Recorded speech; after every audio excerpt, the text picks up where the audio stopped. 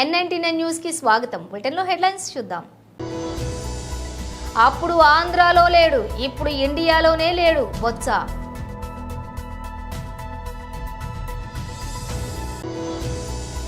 హుజూర్ నగర్ లో ఖమ్మం, వరంగల్, నల్గొండ పట్టభద్రుల సమావేశం. ఫీజు రియంబర్స్మెంట్, రైతు రుణమాఫీ, ఉద్యోగులకు భత్యాలను వెంటనే చెల్లించాలని డిమాండ్ చేశారు. చంద్రబాబు విదేశీ పర్యటనపై సాక్షి వికృత రాతలు హేయం. నక్క ఆనందబాబు మీడియా సమావేశం. ఏపీ మంత్రి బొత్స సత్యనారాయణ ఇవాళ మీడియాతో చిట్ చాట్ నిర్వహించారు. ఈ సందర్భంగా ఆయన మాట్లాడుతూ అధికార విపక్ష నేతలు విదేశాల బాట పట్టడంపై స్పందించారు. చంద్రబాబు ఎక్కడికి వెళ్తున్నాడో చెప్పారా అని ప్రశ్నించారు.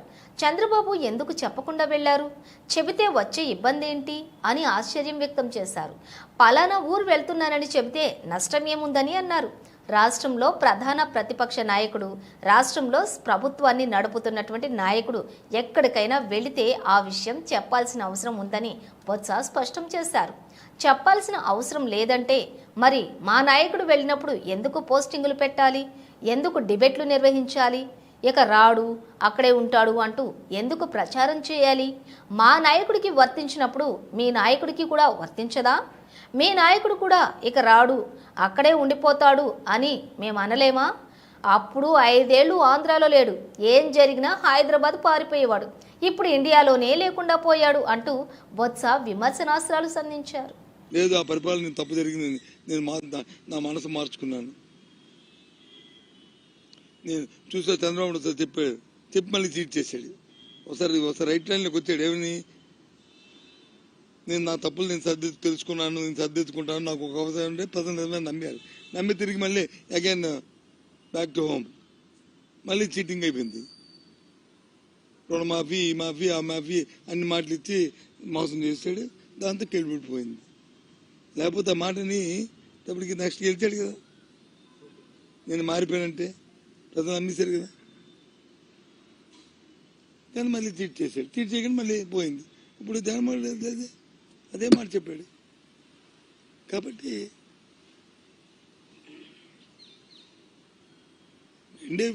ఎప్పుడు కూడా రాజకీయాల్లో రెండే ప్రశ్నలు.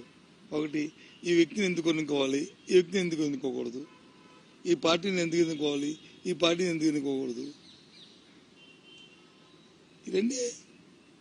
ఇవాళ జగన్మోహన్ రెడ్డి గారిని వ్యక్తిగతంగా, జగన్మోహన్ రెడ్డి గారి పరిపాలన, రాష్ట్ర ప్రభుత్వ 5 సంవత్సరాల పరిపాలనని చూసి ఎన్నుకోమంటున్నాం మేము.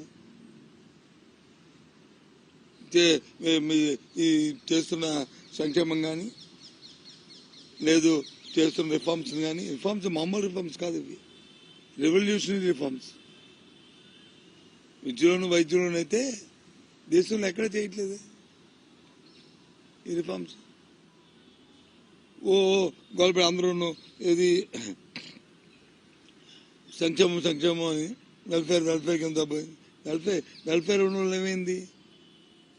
పర్సనల్గా మన పేయింగ్ కెపాసిటీ పెరిగింది, మన దాని నుంచి వచ్చి వారి తాలూకా తలస ఆదాయం పెరిగింది, తద్వారా జీడిపి పెరిగింది. ఇవన్నీ వచ్చాయి. గ్రామాల్లోకి వెళ్తే, నేను గ్రామాల్లో తిరిగాను కదా సార్, అది మీరే రేపు అడగండి.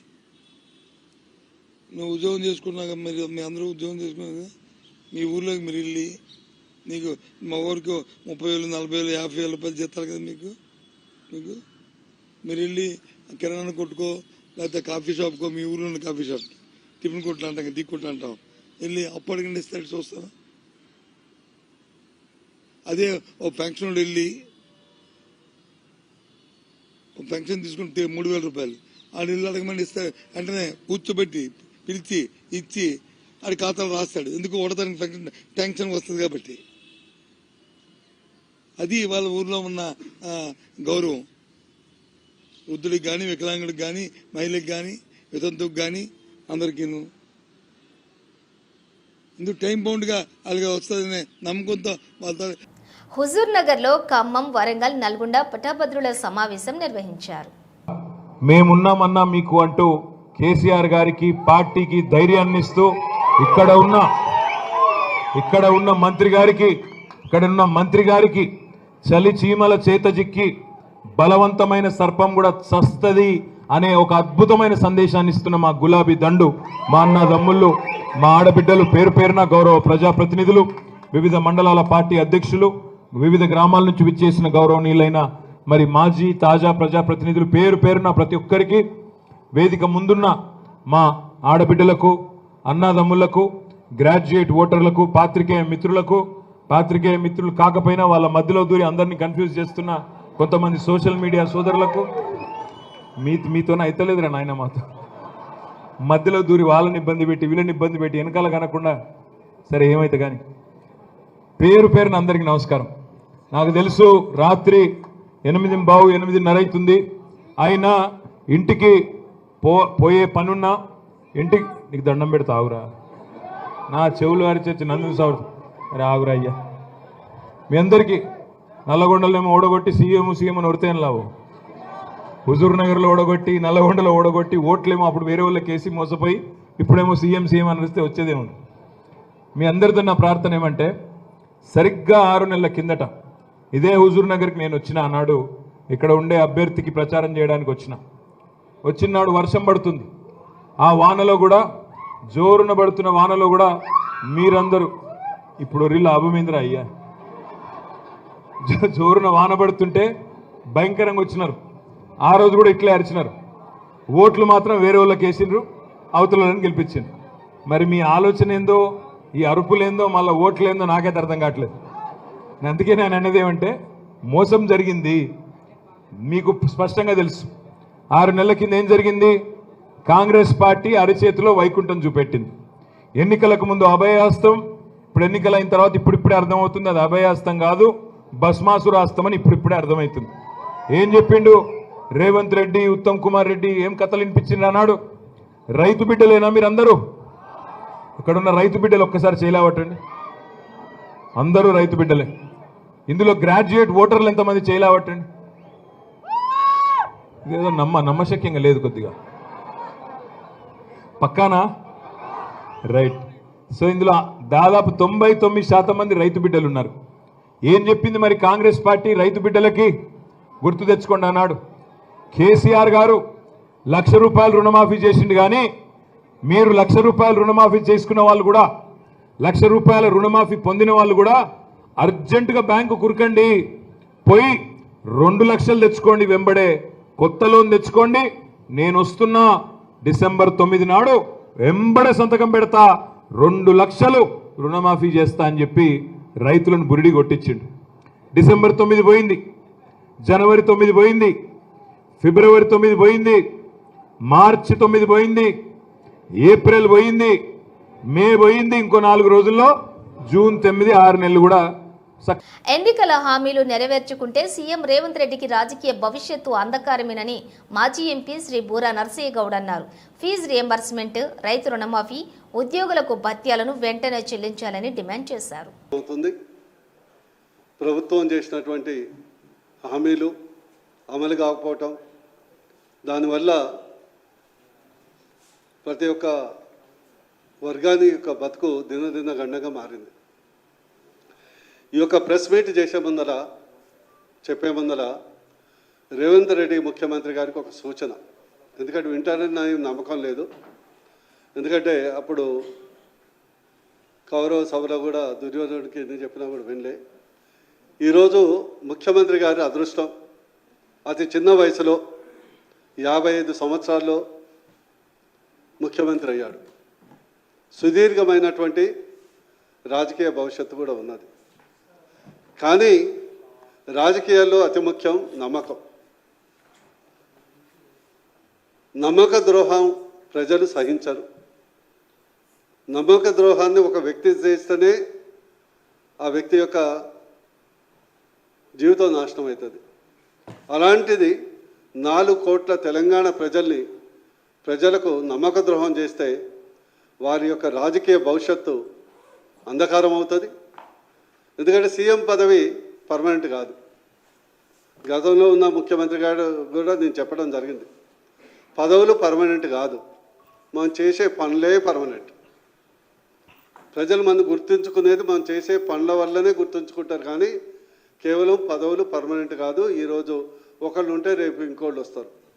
కానీ చరిత్రహీనులైతే, నమ్మక ద్రోహం చేస్తే, మేనిఫెస్టోలో ప్రజలకు హామీ ఇచ్చి దాన్ని అమలు చేయకుండా ఉంటే ఎట్లా గెలిచినాము కదా, వాళ్ళు చేసేది ఏమున్నది, 5 సంవత్సరాలు మమ్మల్ని వారి భాషలో చెప్పాలంటే పీకేదేముంది అని అనుకుంటే చాలా తప్పు.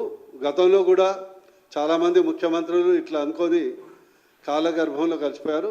అందుకొరకు మీ ద్వారా వారికి ప్రత్యేకించి కొన్ని ఇష్యూస్, బర్నింగ్ ఇష్యూస్ వాళ్ళ ముందరికి తీసుకురావడం జరుగుతుంది. Number 1, fee reimbursement. మీ అందరికీ తెలుసు, మాకు క్యాలెండర్ ఇయర్ అయిపోయింది, న్యూ ఎడ్యుకేషనల్ ఇయర్ స్టార్ట్ అవుతుంది. సమ్మర్ హాలిడేస్ వచ్చినాయి. చాలామంది విద్యార్థులు ప్రైవేట్ కాలేజీల్లో చదువుకున్నారు, వాళ్ళ కోర్సెస్ అయిపోయినాయి, ఎగ్జామ్ కూడా రాశారు, సర్టిఫికేట్ అడిగితే ఇవ్వట్లేదు. ఇతర డిగ్రీ కాలేజ్ పోవాలన్నా, పీజీ చేయాలన్నా, వేరే యూనివర్సిటీ పోవాలన్నా కూడా ఎవరికి సర్టిఫికేట్ ఇవ్వట్లేరు ప్రైవేట్ యాజమాన్యాలు.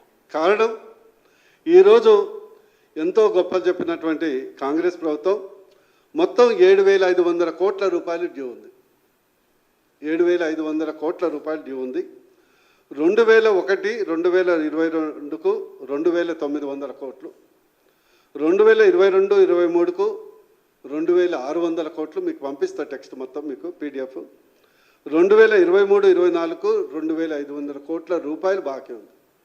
అయితే నాకు తెలిసిన అంశం ఏంటంటే, ఈ యొక్క కాలేజీ యాజమాన్యాలు, విద్యార్థి సంఘాలు సంబంధిత మంత్రి దగ్గర పోయారు. వాళ్ళేమి ఇచ్చిన జవాబు చాలా విడ్డూరంగా ఉంది. గత ప్రభుత్వం మీరు పోయి అడుక్కోండి, కేసీఆర్ గారిని పోయి అడుక్కోండి, మాకేం సంబంధం. చంద్రబాబు విదేశీ పర్యటనపై సాక్షి వికృత రాతలు హేయం. మాజీ మంత్రి నక్కా ఆనందబాబు మీడియా సమావేశం. అందరికీ నమస్కారం.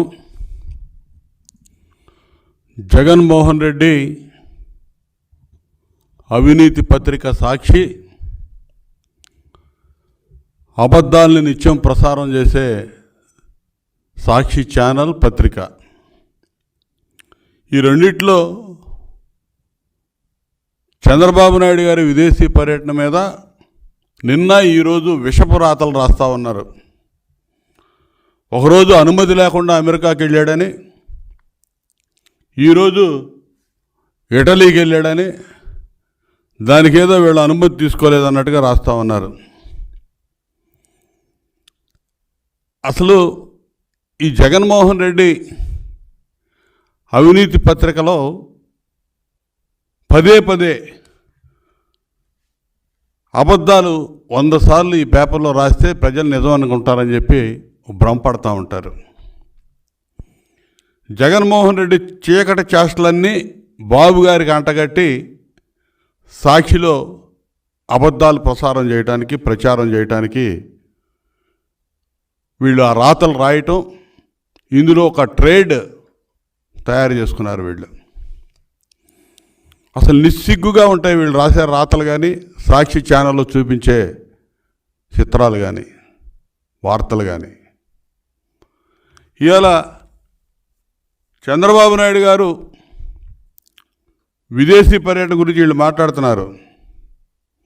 అసలు వీళ్ళకెందుకు? చంద్రబాబు నాయుడు గారు అమెరికా వెళ్ళాడా, ఇటలీ వెళ్ళాడా, యూరప్ కంట్రీస్కి వెళ్ళాడా? మీకు అవసరమా? NHG సెక్యూరిటీలో ఉండే వ్యక్తి, ఆయనకి సెక్యూరిటీ రీజన్స్ కారణంగా అన్ని విషయాలు కూడా బయటికి చెప్పరు. మీకు చెప్పాలా? మీరు ఒక పనికిమాలిన బ్యాచ్, ఒక మాఫియా బ్యాచ్, మీకు మేము వివరాలు చెప్పాలా ఎక్కడికి వెళ్తుంది? పోనీ చంద్రబాబు నాయుడు గారు కోర్టు ఏమైనా ఆంక్షలు ఉన్నాయా నీకున్నట్టు? నువ్వు వెళ్ళాలంటే, విదేశాలకు వెళ్ళాలంటే కోర్టు పర్మిషన్ తీసుకోవాలి. నీకు కేసుల్లో 13 CBI కేసుల్లో ఛార్జ్ షీట్లు ఎదుర్కొంటున్నావు, 7 ఈడీ కేసుల్లో ఛార్జ్షీట్లు ఎదుర్కొంటా ఉన్నావు. నీ ఆస్తులు చాలా వరకు ఈడీ జప్తు చేసింది. నీ పాస్పోర్ట్ సీజ్ అయి ఉంది. నువ్వు విదేశ పర్యటనకు వెళ్ళాలంటే, విదేశాలకు వెళ్ళాలంటే కోర్టులో పిటిషన్ వేసి పర్మిషన్ తీసుకొని వెళ్ళాలి. చంద్రబాబు నాయుడు గారికి ఆ అవసరం లేదే. ఆయన పాస్పోర్ట్ సీజ్ అయ్యలేదు. ఆయన మీద ఛార్జ్షీట్లు ఫైల్ చేయాలని చూసినా కూడా కోర్టు వాటిని నిరాకరించింది. ఛార్జ్షీట్లు ఫైల్ అవ్వలేదు. ఆయన మీద నువ్వు పెట్టిన పనికి మాలిన కేసులు ఏది కూడా ఛార్జ్షీట్లు ఫైల్ అవ్వాలా. ఆయన కోర్టు పర్మిషన్ తీసుకోవాలని ఎక్కడ కూడా, ఆయన బెయిల్ మీద బెయిల్ ఆర్డర్లో ఎక్కడ కూడా బయటికి వెళ్ళాలంటే కోర్టు పర్మిషన్ తీసుకోవాలని కూడా లేదు. ఇంక నీకెందుకు? అవిశ్రాంతంగా పనిచేస్తాడు చంద్రబాబు నాయుడు గారు, ఆయన ఫ్యామిలీ. ప్రతి సంవత్సరం విదేశీ పర్యటనలకు వెళ్ళడం అలవాటు. అదేవిధంగా ఈ సంవత్సరం కూడా వెళ్ళారు. నువ్వు చెప్పాలి. నువ్వు వెళ్ళావు లండను. నువ్వు కోర్టు లండన్ వెళ్ళటానికని చెప్పి నువ్వు ఎక్కినటువంటి విమానం ఆమ్స్టర్డామ్లో ల్యాండ్ అయింది. దీనికి నువ్వు వివరణ ఇచ్చుకోవాలి. నువ్వు నేరస్తుడివి. నువ్వు వివరణ ఇవ్వాలి. నువ్వు చెప్పిన కాడికి వెళ్ళాల్సిన అవసరం నీకుంది. లేకపోతే క్రైమ్ అది. చంద్రబాబు నాయుడు గారు చెప్పి వెళ్ళాల్సిన అవసరం లేదు. మహారాష్ట్రలోని బండారా గోండియా హైవేపై విషాదం చోటు చేసుకుంది. నావేగావ్ నగ్జీరా శాంక్చువరీ సమీపంలోని అర్ధరాత్రి వేళ రోడ్డు దాటుతున్న ఓ పులిని కారు బలంగా ఢీకొట్టింది. ఈ ప్రమాదంలోని పులి తీవ్రంగా గాయపడింది. దాని ముందు కాళ్లు నుజ్జునుజ్జయ్యాయి. ఇక దీంతో అది బాధతో వెలవెల్లాడుతూ గాండ్రించింది. వెనక కాళ్లతోనే డేకుతూ రోడ్డు పక్కకు పొదల్లోకి వెళ్లి పడిపోయింది. చివరకు మృతి చెందింది. ఇందుకు సంబంధించినటువంటి వీడియో నెట్టింటే ఇప్పుడు వైరల్గా మారింది. ఈ వీడియోను చూసిన నెటిజన్లు జంతు ప్రేమికులు తీవ్ర విచారం వ్యక్తం చేశారు. ఆ వీడియోలో ఓ పెద్ద మగపులి రోడ్డుపై పడిపోగా దాని ముందు ఓ హుండాయ్ కెట్రా కారు కూడా ఆగి ఉంది. పూర్తిగా నలిగిపోయిన ముందటి కాళ్లతోటి పులి ఎలాగోలా రోడ్డు దాటి పొదల్లోకి వెళ్లిపోయింది. మరో కారులో వస్తున్నటువంటి ఓ వ్యక్తి ఈ ప్రమాదాన్ని వీడియో తీసి తన ఎక్స్ ఖాతాలోని షేర్ చేశాడు. అయితే గాయపడ్డ పులిని కాపాడేందుకు నాగ్పూర్లోని ఆసుపత్రికి కూడా తరలిస్తూ ఉండగా దారిలోనే కన్నుమూసిందని పేర్కొన్నాడు. అభయారణ్యం మీదుగా ప్రయాణించేటప్పుడు వాహనాలు నెమ్మదిగా నడపాలని హెచ్చరిక బోర్డులు కూడా ఉన్నప్పటికీ సేట్రా కారు డ్రైవర్ పట్టించుకోలేదని చెప్పేసి విమర్శించాడు. NH 753లోని భాగంగా అటవీ ప్రాంతంలోని ఈ మార్గం సింగిల్ రోడ్ అని, ఇక్కడ గంటకు సగటున 40 కిలోమీటర్ల వేగంతోనే ప్రయాణించాల్సి ఉంటుందని కూడా చెప్పుకొచ్చాడు. గతంలో ఎన్నడూ లేనంతగా అమెరికాలో ప్రాణాలు కోల్పోతున్న భారతీయుల సంఖ్య పెరుగుతోంది. ఉన్నత విద్యను అభ్యసించేందుకు వెళ్లి రోడ్డు ప్రమాదాలు, హత్యలకు గురై ప్రాణాలు విడుస్తున్నారు. తాజాగా జార్జియా రాష్ట్రంలోని ఆల్ఫారెట్టాలో జరిగినటువంటి ఘోర రోడ్డు ప్రమాదంలో 3 భారతీయ విద్యార్థులు ప్రాణాలు కోల్పోయారు. మరో 2 తీవ్రంగా గాయపడ్డారు. వీరందరూ 18 ఏళ్ల వయసు వారే కావటం విషాదం. మృతుల్లోని 2 యువతులు ఉన్నారు. ఈ నెల 14న జరిగిన ఈ ఘటన తాజాగా వెలుగులోకి వచ్చింది. అతివేగమే ప్రమాదానికి గల కారణమని పోలీసులు తేల్చారు. మృతులను ఆల్ఫరెట్టా హై స్కూల్, జార్జియా యూనివర్సిటీకి చెందినటువంటి ఆర్యన్ జోషి, శ్రియా అవసరాల అన్వి శర్మగా గుర్తించారు. వీరిలో శ్రియా అవసరాల తెలుగమ్మాయి రిత్విక్ సోమేపల్లి, మొహమ్మద్ లియాకత్ తీవ్రంగా గాయపడ్డారు. అయితే ప్రమాద సమయంలోని కారును డ్రైవ్ చేసింది కూడా లియాకత్ అని పోలీసులు తెలిపారు. అతివేగం కారణంగా కారుపై డ్రైవర్ నియంత్రణ కోల్పోవడంతో వాహనం బోల్తా పడినట్లుగా చెప్పారు ఆర్యన్ జోషి. శ్రియా అవసరాల అక్కడికక్కడే మృతి చెందగా అన్వి శర్మ ఆసుపత్రిలో చికిత్స పొందుతూ మృతి చెందాడు. సమీకృత కలెక్టరేట్ కార్యాలయం సమావేశ హాలులోని ఏఆర్ఓలు RDO Medak Ramadevi, Narsapur RDO Srinivas, Toopran RDO Jayachandra Reddy, జిల్లా సైన్స్ ఆఫీసర్ రాజిరెడ్డి సంబంధిత అధికారులతో కలిసి కౌంటింగ్ సూపర్వైజర్స్కు, సూక్ష్మ పరిశీలకులకు మొదటి విడత శిక్షణ కార్యక్రమాన్ని ఏర్పాటు చేశారు. ఈ సందర్భంగా కలెక్టర్ మాట్లాడుతూ పోలింగ్ ప్రక్రియ సమర్థవంతంగా నిర్వహించినందుకు వారిని అభినందించారు. అలాగే కౌంటింగ్ ప్రక్రియ కూడా ఎటువంటి తప్పిదాలు జరగకుండా సమన్వయంతో వ్యవహరించి సమర్థవంతంగా విధులు నిర్వహించాలని చెప్పారు. పోస్టల్ బ్యాలెట్కు సంబంధించి పార్లమెంటు పరిధిలో 7 సెగ్మెంట్లతో కలిపి 17 టేబుల్స్ ఏర్పాటు చేసి కౌంటింగ్ ప్రక్రియ చేపడుతున్నట్లుగా వివరించారు. అలాగే జనరల్ కౌంటింగ్ నిర్వహణలో కూడా మెదక్ నియోజకవర్గానికి 20 రౌండ్ల ద్వారా, అలాగే నర్సాపూర్ నియోజకవర్గానికి 22 రౌండ్ల ద్వారా కౌంటింగ్ చేపడుతున్నట్లుగా చెప్పారు. ప్రతి రౌండ్కు 14 టేబుల్స్ ఏర్పాటు చేసి 14 పోలింగ్ స్టేషన్స్కు సంబంధించి లెక్కింపు జరుగుతుందన్నారు. మొత్తం పార్లమెంట్లో 07 సెగ్మెంట్ పరిధిలో ఒక రౌండ్కు సంబంధించి 119 పోలింగ్ స్టేషన్స్కు సంబంధించి లెక్కింపు భవితవ్యం సమాచారం అందుతుందని అన్నారు. ఈవీఎం కమిషనింగ్లో కూడా ఆ అనుభవం ఉంటే చాలు అంటూ బియూలు సిఈలు తెలిసి ఉంటుందని, కౌంటింగ్ ప్రక్రియ చాలా సులభతరం అవుతుందని అన్నారు. అయితే వాటికి కొన్ని లాస్ట్ టైం కొన్ని ట్యాక్స్ కరెక్ట్ కట్టకపోతే అది ఓపెన్ అయింది.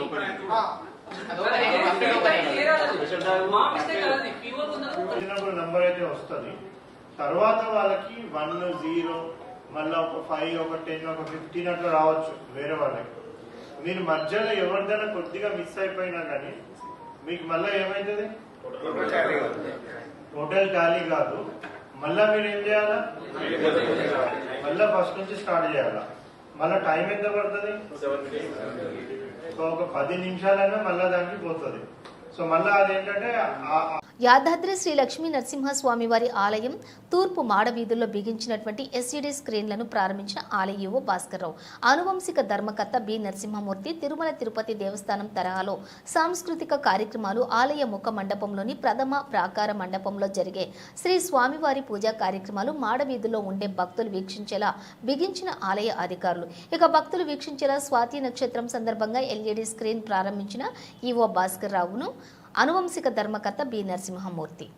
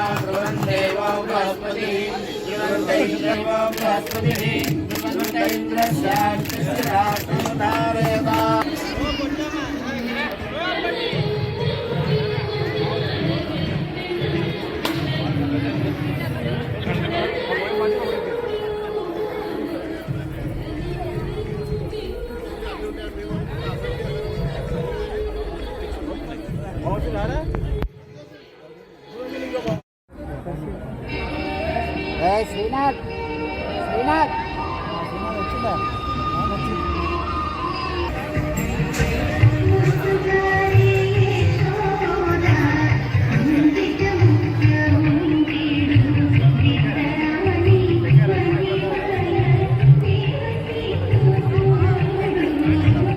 బులెటిన్ ముగించే ముందు హెడ్లైన్స్ మరోసారి. అప్పుడు ఆంధ్రాలో లేడు, ఇప్పుడు ఇండియాలోనే లేడు బొత్స.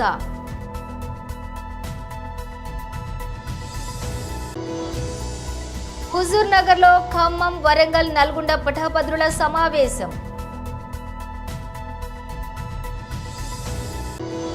ఫీజు రియంబర్స్మెంట్, రైతు రుణమాఫీ, ఉద్యోగులకు భత్యాలను వెంటనే చెల్లించాలని డిమాండ్ చేశారు. చంద్రబాబు విదేశీ పర్యటనపై సాక్షి వికృత రాతలు హేయం, నక్క ఆనందబాబు మీడియా సమావేశం. ఇవి బులెటిన్ విశేషాలు. మరో బులెటిన్తో మళ్ళీ కలుద్దాం.